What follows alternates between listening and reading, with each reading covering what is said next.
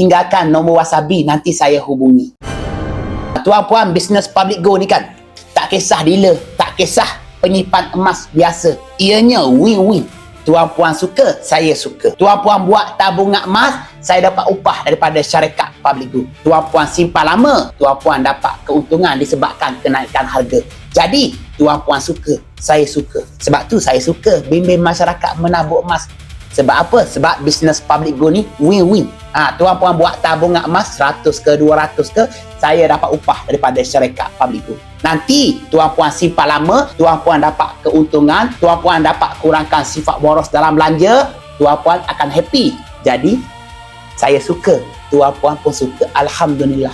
Tuan-puan, sekuat mana pun kita, sehebat mana pun kita, kalau kita langsung tak ada simpanan, berlaku kecemasan menyebabkan kita terpaksa tebalkan muka, berhutang sana sini, menyusahkan orang. Benda tak berlaku, tak apa. Berlaku kecemasan, kita langsung tak ada simpanan, tak ada tabungan, menyebabkan kita menyusahkan orang, terpaksa berhutang sana sini. Kalau saya malu. Sebab apa saya malu? Sebab saya ni muda, saya gagah bekerja, saya boleh usaha.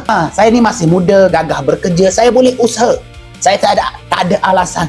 Jadi tuan-puan pun sama, yang masih bekerja, yang gagah bekerja, yang masih ada pendapatan, buatlah tabungan emas. Sekiranya berlaku kecemasan, kita tak payah berhutang sana sini, tak payah tebalkan muka, kena buat tabungan. Bersedia sebarang kemungkinan. Payung tak akan mampu hentikan hujan, tapi dengan payung insya-Allah kita mampu berdiri tengah hujan. Semua kita harapkan yang terbaik, itu betul, tapi perlu diingat, kena bersedia yang terburuk. Kecemasan mahu berlaku tanpa tanya kita bersedia atau tidak, insya-Allah kalau kita bersedia.